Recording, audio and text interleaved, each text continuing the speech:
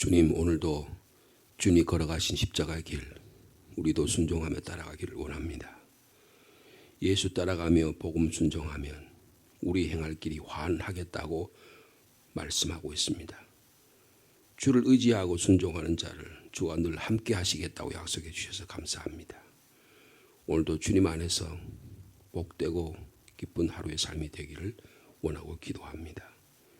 우리가 주님 따라가는 일은 늘 손해보는 일이요, 우리가 주님 따라가는 일은 늘 인내하는 일이요, 주님 따라가기 일은 십자가를 지는 길이오나 주님 그 안에 참 복락이 있고 참 기쁨이 있고 참 평안이 있는 줄 믿고 감사를 드립니다. 주님, 오늘도 이 하나님의 나라 만들기 위해서 이 찬 바람과 새벽을 뚫고 주님 앞에 나왔습니다. 나온 한 사람 한 사람에게 은혜를 베풀어 주시고 하나님 말씀 가운데 깨달음을 주시고 오늘도 합해서 한 마음으로 우리 각자의 기도를 주님께 드릴 때 우리의 기도에 응답하여 주시옵소서. 예수님의 이름으로 기도하옵나이다. 아멘.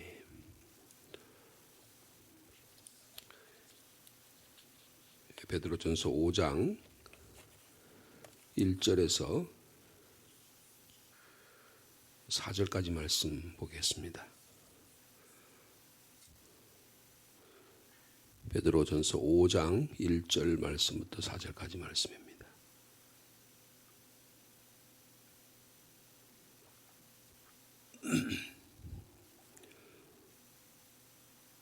저 1절 말씀 먼저 읽겠습니다. 너희 중 장로들에게 권하노니 나는 함께 장로 된 자요 그리스도의 고난의 증인이요 나타날 영광에 참여할 자니라.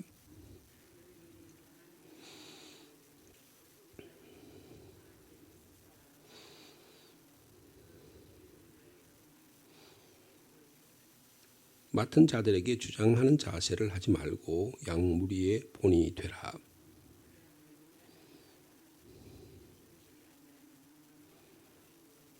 아멘. 이제 사도 베드로가 서신의 마지막 부분을 쓰면서 교인들에게 구체적인 권면해야 할 말씀을 하는 것입니다.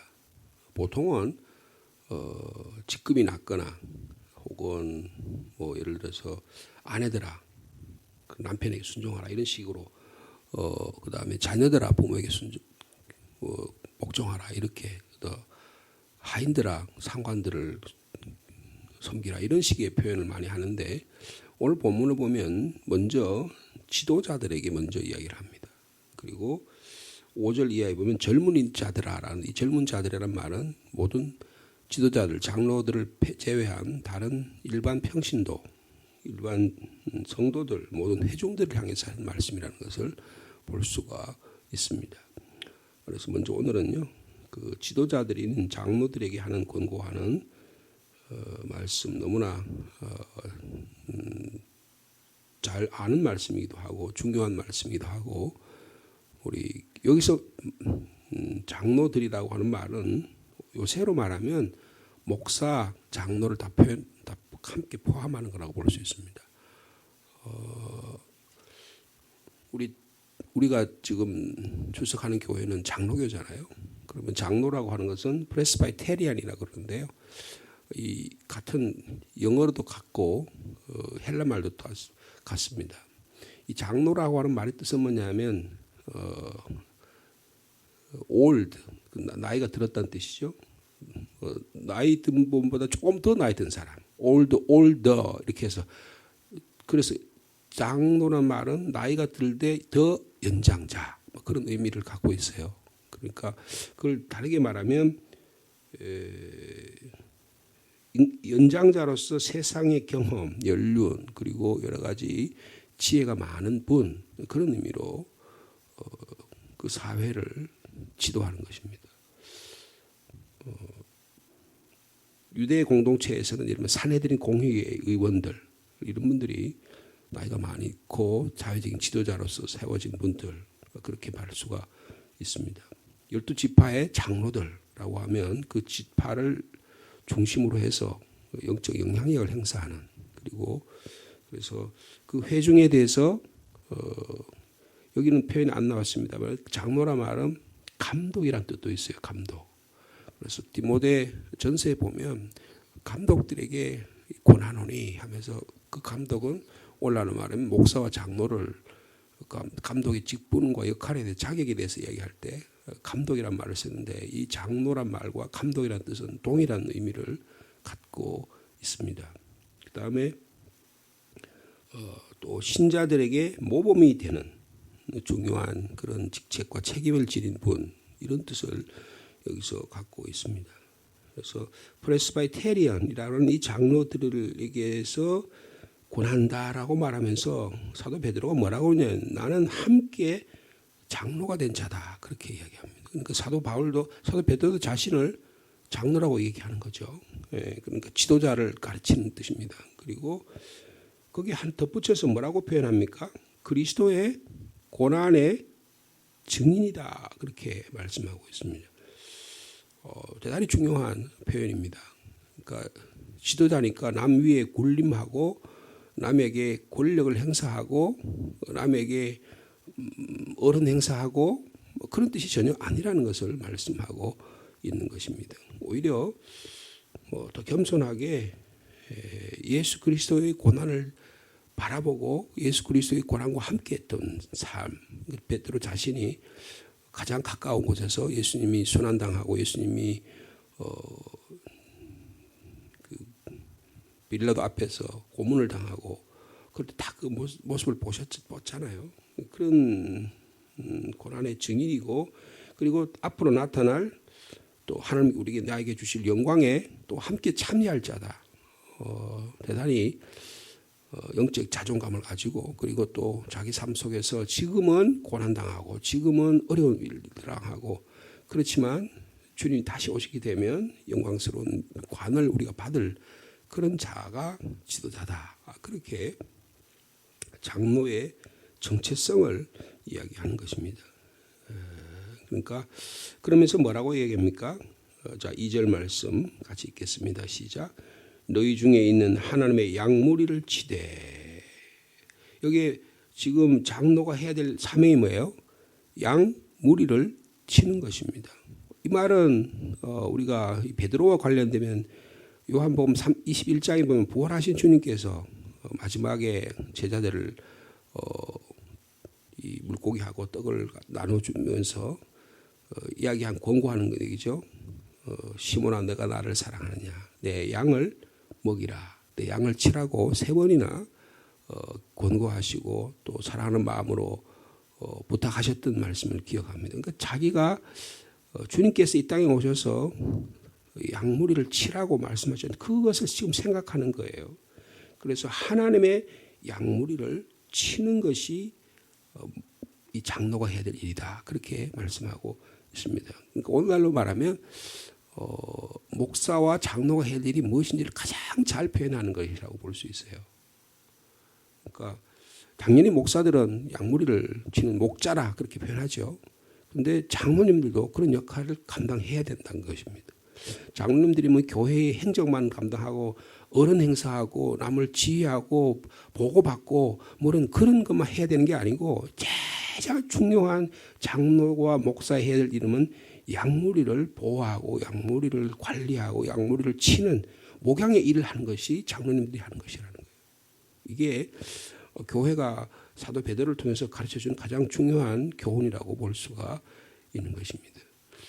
그러니까 이 평신도 최고 지도자인 장로님들이 해야 될 일이면 그 주어진 권력, 그 지도력을 권력을 휘두르는 데 사용하지 말고 양을 돌보고 보호하는 데 사용해야 된다. 그렇게 말씀하고 있습니다. 그럴 때 가장 중요한 건 뭐냐면 하나님의 심판을 늘 생각하면서 하나님의 영광을 생각하면서 마지막 때에 나를 부르셨을 때 내가 부족하지만 하나님께 나를 이렇게 사용해 주셨다는 그런 믿음을 가지고 양무리를 치는 일이 중요하다. 그리고 그 양무리는 그 장로의 목사의 양이 아니에요. 누구 양이라고 그랬어요? 하나님의 양이라고 말씀하고 있습니다. 이게 정확하게 이해되어야 한다는 것입니다. 이게 잘 이해가 안 되니까요. 그리고 4절에도 보면 그런 말이 나타났죠. 그리하면 이렇게 장로의 일들을 잘 감당하면 누가 나타나실 때요? 목자장이 나타나실 때 그랬습니다. 그러니까 예수 그리스도의 재림을 말씀하신 건데 예수 그리스도만이 유일한 우리의 목자가 되신다라고 하는 고백이 여기도 분명히 드러나는 것이죠. 앞에 2절에는 하나님의 양이다. 하나님의 양물이다. 그렇게 교인들을 그렇게 말씀을 하고 있고요. 그리고 또 우리는 목자장 대신 주님을 돕는 목자포와 같은 그런 일이 장로와 목사가 해야 될 일이다. 그렇게 말씀하고 있는 것입니다. 이 자기의 정체성과 역할을 책임을 분명하게 하는 일이 교회에 대단히 중요하다.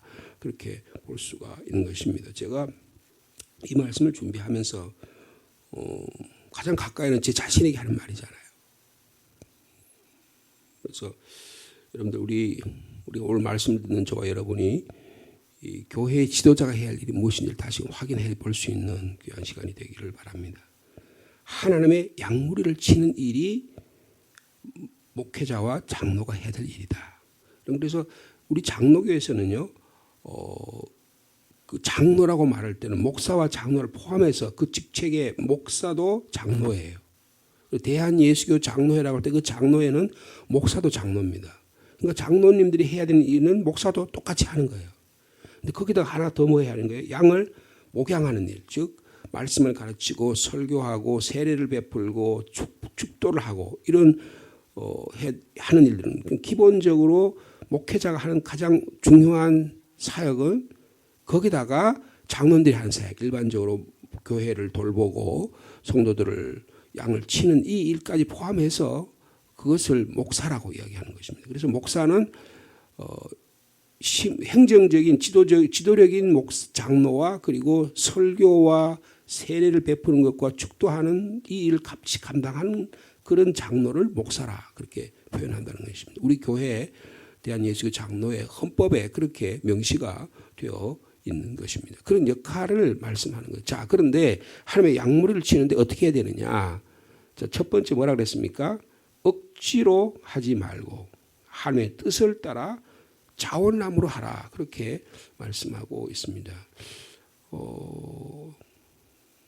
하나님의 백성들을 양무리를 치는데 그러니까 그 에스겔 34장에 보면요. 싹군 목자가 있어요. 양을 치는데 양을 제대로 안 치는 목자가 있다는 거예요. 그래서 저희들이 이제 신학교 이제 들어갈 때 시험을 보잖아요. 시험을 보는데 그 시험을 볼 때 암송 구절이 있어요. 한번 보시겠어요? 에스겔 34장. 오늘 날씨가 너무 춥고 너무 비바람이 좀 치고 얼어붙어 가지고 많이 못 나오셨는데 에스겔 구약성경 에스겔 34장 보시면 그래서 이 말씀을 암송하게 하고 목회자들에게 암송하게 하고 또 경고하게 하고 진정한 목회자가 해야 될 일이 영적 지도자가 해야 될 일이 무엇인지를 교훈 삼는 그런 말씀이 됩니다. 자, 에스겔 34장 2절 이하의 말씀 한번 보시겠습니다. 제가 가진 성경은 1203면인데요.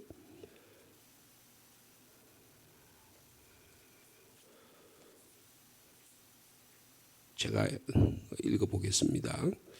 에스겔 34장 인자야, 그러니까 하나님의 천사가 에스겔에게 인자라고 부르는 거죠. 인자야, 너는 이스라엘 목자들에게 예언하라. 그러니까 오늘 하나님의 천사가 나타나셔서 주의 선지자가 나타나셔서 목회자들에게 이 일을 얘기하라 그 말이에요. 그들 곧 목자들에게 예언하여 이르기를 주 여호와께서 이같이 말씀하시되. 자, 지금부터 말씀하십니다. 자기만 먹는 이스라엘 목자들은 어떻다고요? 화 있을진저, 화를 선포합니다. 그러니까 그 당시의 지도자들이, 그 당시의 장로들이, 그 당시에 오늘날로 말하는 목사들이 정신을 못 차리고 잘못된 일을 하고 있다는 거예요. 그래서 그 화 있을진저 그렇게 하면서 목자들이 뭐라 그랬어요? 양떼를 먹이는 것이 마땅하지. 가장 중요한 양떼를 먹이는 게 목양 사역이 가장 중요한 것인데, 그런데 어떻게 한다고요? 너희가 살찐 양을 잡아서 그 기름을 먹으며 그 털을 입되 양떼는 먹이지 아니한다. 자기 이득을 챙기는 철저하게 자기를 사무엘 이전에 엘리 제사장의 그 아들들이 그런 일을 했잖아요. 그러니까 이걸 이제 싹군 목자라고 그렇게 우리가 보통 표현하는데요. 하나님의 양으로 보지 않는 거예요. 자기 소유로 생각하는 것입니다. 그러니까 자기 멋대로 할 수 있다고 생각하는 그 당시에 지도자들의 타락상을 말씀하고 있는 것이 예언자 그리고 제사장들 왕들이 제대로 목자로서의 역할을 감당하지 못했을 때의 모습을 그렇게 질타하고 있는 것입니다. 이스라엘의 영적 타락상을 말씀하는 거죠. 그 다음에 4절에 보니까 너희가 그 연약한 자를 강하게 하지 않으며 연약한 자를 돕고 강하게 하는 일이 이 양을 돕는 목자가 해야 될 일인데 그리고 강하게 하지 아니하며 그 다음에 어떻게 해요? 병든 자를 고치지 아니하며 상한 자를 싸매어 주지 아니하며 쫓기는 자를 돌아오게 하지 아니하며 잃어버린 자를 찾지 아니하고 다만 어떻게 해요? 포악으로 그것을 다스렸도다. 채찍과 양들을 잘 돌봐가지고 다리가 부러졌거나 상처가 났으면 안아서 그래서 보호해주고 맹수로부터 추위로부터 배고픔으로부터 목마름으로부터 지켜주고 보호해줘야 되는데 그런 역할을 전혀 감당하지 않았다는 것입니다. 다만 포악으로 다스렸다. 그래서 이스라엘 영적 상황을 뭐라고 표현하냐면 목자가 없으므로 버젓이 목사도 있고 버젓이 장로도 있고 버젓이 교회의 지도자가 있는데 목자가 없으므로 그것들이 흩어져서 모든 들짐승의 밥이 되었다. 한탄하는 모습이죠. 그래서 내 양떼가 모든 산과 높은 맷뿌리에마다 유리되었고 내 양떼가 온 지면에 흩어지되 찾고 찾는 자가 없었도다. 그 이스라엘의 그 당시 에스겔 당시의 영적 상황을 이렇게 묘사하고 있는 것입니다. 그래서 이런 잘못된 어떤 그런 지도자의 모습에 대해서 사도 베드로가 이것을 생각하면서 말씀하는 거예요. 억지로 하지 말고 하나님의 뜻을 따라 자원함으로 하라고 말씀하고 있습니다. 그러니까 이걸 억지로 목회를 하게 되니까요. 막 자기 양떼처럼 해야 되고 막 하고 싶지 않은 걸 억지로 하는 그런 모습이 된다는 것이죠. 외부의 강요나 억지로 해서는 안 되고요. 하나님에 대한 사랑과 감사의 마음으로 자발적으로 해야 될 일들을 사도 베드로가 우리에게 권고하고 있는 것입니다. 그 당시에 장로님들이 해야 될 일은 참 어려웠던 것 같아요. 초대교회에. 요새도 시골 교회나 어려운 교회들은 장로님들이 해야 될 부담이 참 많거든요. 교회에 베드로전서 이 본문과 상황하면 장로님들이 오랜 시간을 교회를 섬겨야 되잖아요. 요새는 뭐 정년이 있어가지고 70이 되면 은퇴를 하시고 뭐 그런 일도 있지만 아마 요새는 또 우리 한국 교회도요 노령화 돼가지고 시골 교회가 장로님들 70이 되고 은퇴를 하시니까 그 다음에 또 장로로 섬길 분이 하나도 없어요. 그러니까 지금 어떤 쪽에서는 총회에 이거를 실질적으로는 은퇴를 하셨지만 그분이 또 사역을 해야 되지만 되는 그런 교회 형편이 지금 많이 늘어나고 있습니다. 그래서 정년을 연장해달라. 어떤 다른 교단에서는 그렇게 지금 총회에 올라갈 정도로 심각한 그런 노령화 현상이 한국 교회에 나타나고 있습니다. 그러니까 장로님들이 긴 사역을 감당해야 돼요. 그리고 어느 누구보다도 그 예수 안 믿는 소수인이니까 예수 믿는 사람들을 막 로마 사람들이나 그 당시 사람들이 계속 공격하는 거예요. 막 핍박하고 그 다음에 뒷말하고 그냥 제사도 제대로 안 드린다 그러고 예법도 없다 그러고 그렇게 하니까 그 전부 다 공격의 화살이 주로 장로님들에게 오는 것입니다. 그러니까 사회의 공격이 대상이 되는 거예요. 그러니까 어떻게 해요? 내가 이런 직분을 말라고 감당하나? 내가 이래가지고 뭐 얻는 소득도 하나도 없고 이득도 하나도 없는데 내가 일을 왜 하나? 이런 그만두고 싶은 생각이 수시로 들었을 거예요. 또 교회를 유지하고 또 목회자가 있으면 섬기고 해야 되니까 어떻게 돼요? 경제적인 압박도 다가올 거 아니에요. 여러분 교회 요새 우리 교회를 이렇게 아름답게 짓고 우리는 교회에 부채도 다 갚고 이렇게 해서 안정적으로 교회가 유지되고 있지만 여러분 주변에 있는 교회들 많이 보면요. 지금도 부채 때문에 많이 힘드는 교회가 참 많아요. 그래서 서울에 있는 교회들 보면 교회가 막 성장하고 교회가 막 차고 넘치고 그런 지금 영적 상황이 아니니까 어떻게 해요? 교회가 교회당을 지어놓고 교회를 감당하지 못하니까 그 교회가 팔리는 거예요. 그 교인들이 다 흩어지는 거예요. 여러분 조그만 교회 그런 교회에서 교인들이 가지 않습니다. 왜요? 경제적 부담을 느끼고 싶지 않는 거예요. 교회를 유지하고 섬기는데 가장 먼저 책임을 담당하고 해야 될 일이 장로님들이다 보니까 압박이 찾아오는 거예요. 근데 이런 모든 상황을 고려해 왔을 때 장로들에게 하나님의 뜻을 따라 쫓아서 자원하고 감당하는 일이 참으로 귀한 일인 것을 말씀해 주고 있는 것입니다. 그러니까 뭐라 그럴까요? 오히려 위로하는 말씀이라고 볼 수 있어요. 자, 하나님의 양을 치되 억지로 하지 말고 하나님의 뜻을 따라 자원함으로 하라. 그 다음에 두 번째 뭡니까? 더러운 이득을 위하여 하지 말고 기꺼이 하라라고 말씀하고 있습니다. 이 더러운 이득이라고 하는 말은요, 장로의 역할을 자기의 명예를 얻는 거든지 자기의 권리를 얻는다든지 자기 경제적인 무엇을 얻기 위한 수단으로 하는 경우가 있다는 거예요. 더러운 이득을 염두에 두고 하지 말라는 거예요. 그릇된 동기로 하지 말라는 거예요. 아까 에스겔 34장처럼 양떼를 자기 탐욕과 대상으로 희생물로 삼아가지고 자기 수화물로 삼아가지고 물건으로 삼아가지고 이용의 대상으로 삼지 말아라는 거예요. 교인을 봤는데 저기 얼마짜리라고 생각하고 그렇게 교인을 대하지 말아라는 거예요.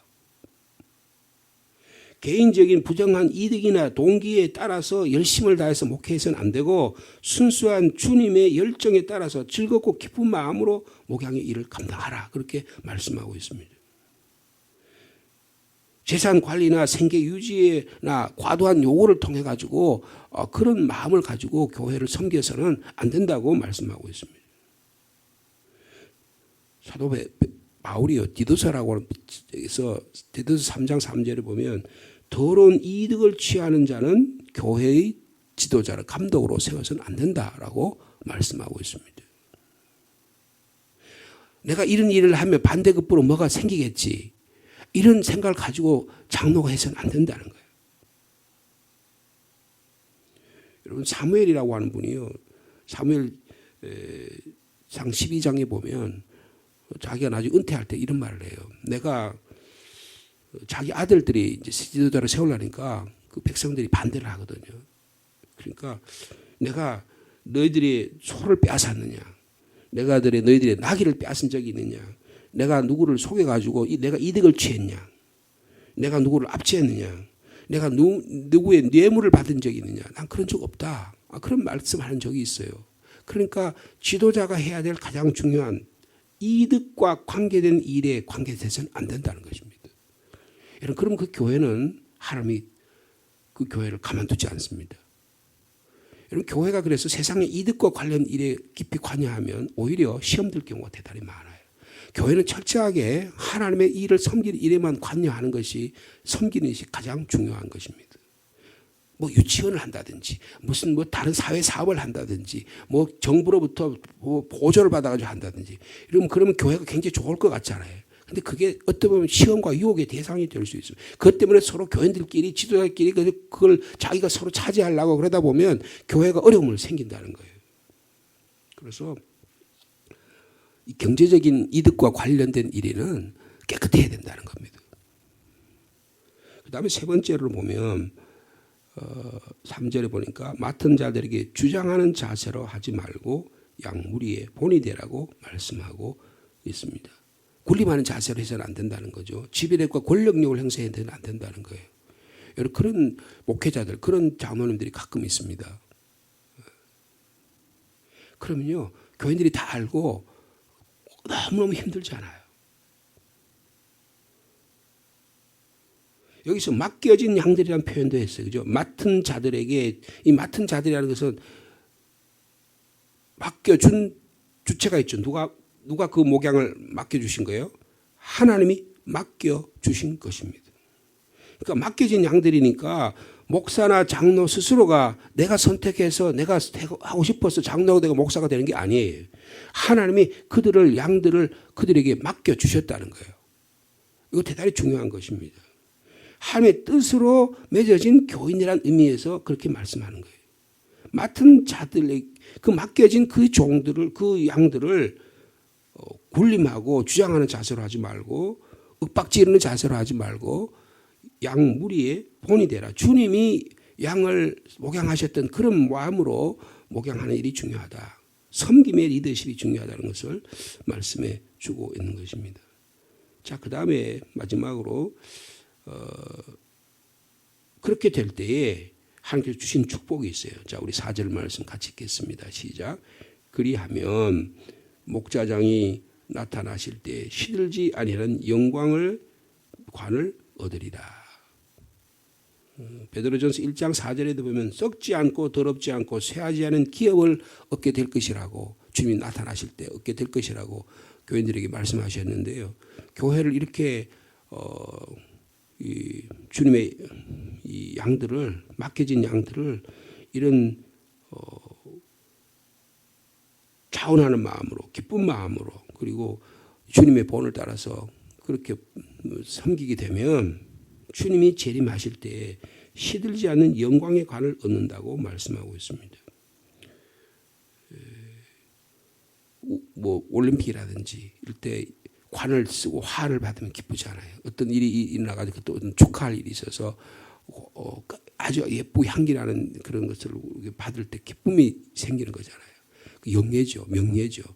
명예와 교회 안에서 이런 아름다운 영예와 명예가 우리 모든 장로님들에게 우리 지도자에게 올려드릴 수 있는 귀한 우리 교회 되기를 축복합니다. 그래서 그리하면 목자장이 나타나실 때 시들지 아니하는 영광의 관을 얻으리라고 말씀하고 있습니다. 오늘 이 교인들을 위한 권면에 먼저 교회의 지도자인 장로님들을 향한 이 권면의 말씀이 우리 교회에게도 전달되기를 원합니다. 우리가 새벽에 우리가 이렇게 예배드리는 말씀을 듣는 교회 땅에 나와서 예배드리는 숫자보다가요 실질적으로 이것을 이제 유튜브로 방송을 이제 해가지고 녹화를 해서 이제 송출을 하거든요. 그러면 보통 한 50명 내지 60명 정도가 이 말씀을 듣습니다. 그리고 가끔은 어떤 걸 제가 한번 이렇게 조회를 해보면 한 130명 정도 이 말씀을 듣기도 해요. 그러니까 이 말씀이 계속적으로 말씀이 우리가 들려지고 말씀이 전해질 때 이 말씀을 듣고 집에서나 가정에서 이 말씀을 또 새롭게 받아들이고 또 이렇게 함께 나눌 수 있는 그런 기회라고 하는 것입니다. 오늘 날씨가 매우 추운 가운데도 우리를 불러주신 주님께 찬양을 드리고요. 사랑과 겸손으로 주의 일을 잘 섬겨 나가는 귀한 주의 종들 되기를 축복합니다. 하나님 아버지 감사합니다. 교회의 지도자를 세워주셔서 사도 베드로의 말씀처럼 하나님의 양들을 칠 수 있는 은혜를 주심을 감사합니다. 하나님의 뜻을 따라 기쁨과 자원함으로 하게 하시고 주장하는 자세가 아니고 섬기는 자세로 할 때 하나님께서 쇠하지 아니하고 더럽지 아니하고 썩지 아니하는 영광의 기업을 영광의 관을 허락하신다고 말씀해 주시니 감사합니다. 그 주님이 나타나실 때 주님께서 이 땅에서 하셨던 그 겸손의 섬김이 우리 교회의 장로님들을 통해서 나타날 수 있도록 축복하여 주옵소서. 교인들에게 존경받는 우리 지도자들이 되게 도와주시고 그분 하면 그분은 참 기쁨으로 하시지. 그분 하면 자원함으로 하셨지. 그분 하면 정말 자기의 이득이나 자기의 명예나 자기 자신의 무엇을 주장하는 게 아니고 정말 주님의 목자장 되신 주님 따라 그렇게 겸손하게 목양의 일을 그리고 장로 일을 감당했지라고 평가받을 수 있는 저희들이 되기를 원합니다. 하나님 아버지 그런 귀한 지도자들을 되어서 하나님의 교회가 든든히 서게 하시고 영적 권세가 나타나게 하시고 목자장 되신 주님 앞에 늘 주님의 영광만을 위해 살아가는 저희들이 될 수 있도록 주께서 축복하여 주시옵소서. 하나님 아버지 교회의 부목사님들이 다 바뀌고 새로운 부목사님들과 전도사님들을 청빙해서 또 교회를 세워나가려고 합니다. 오늘 김동선 목사님 이사를 합니다. 오늘 이사하는 과정에 주님이 간섭해 주시고 축복하여 주시옵소서. 2년 동안 이곳에 오셔서 목회하고 우리 교회 교구를 사역하고 우리 유치부와 또한 청년부들을 섬겼는데 그 섬김이 주님이 축복해 주시고 새로운 임지에서도 하나님의 교회의 사역을 잘 감당하는 충성된 주의 목자가 될 수 있도록 주께서 축복하여 주시옵소서. 새로 오시게 될 우리 목사님들과 전도 사람들이 은혜를 베풀어 주시고 하나님의 교회 아름답게 섬겨 나갈 수 있도록 주께서 축복하여 주시고 오시는 교역자를 잘 섬기는 우리 성도들 될 수 있도록 주께서 또한 역사하여 주시옵소서. 이사하거나 모든 가운데 순리적으로 잘 될 수 있도록 하나님께서 함께 인도하여 주옵소서. 하나님 아버지, 코로나19가 상주 땅에도 많이 확진이 되어서 우리 교회인들 가운데도 코로나19로 인해서 교회에 나오지 못하는 분도 많이 있습니다. 주님 불쌍히 여겨주시고 치료의 손길을 허락하여 주옵소서. 너무 고통스럽지 않게 하시고 하나님 아버지 힘을 허락하여 주옵소서. 집에 계시지만 마음의 평화를 주시고 함께 예배할 수 있는 저희들이 될 수 있도록 주께서 함께하여 주옵소서. 이 추운 겨울에 우리 사랑하는 자녀들을 위해 기도합니다. 구문으로 나가 있는 자녀, 또 공부나 학업과 직장과 일터와 여러 가지 일로 사업으로 이곳저곳에 흩어져 있는 자녀, 해외까지 나가 있는 자녀들 한 사람 한 사람 붙들어 주시고 주님 건강과 생명과 안전을 지켜 보호하여 주옵소서. 무엇보다 믿음의 울타리 가운데 하나님의 교회 안에 주님의 목사님들의 사랑을 받으며 주님의 교회를 섬겨 나갈 수 있는 우리 자녀들 다 될 수 있도록 주께서 축복하여 주옵소서. 노년의 삶을 사는 우리 부모님들에게도 함께 도와주시고 또 날마다 천국의 소망이 더 풍성해지는 속사람이 날마다 새로워지는 귀한 주의 종들 다 되도록 축복하여 주시옵소서.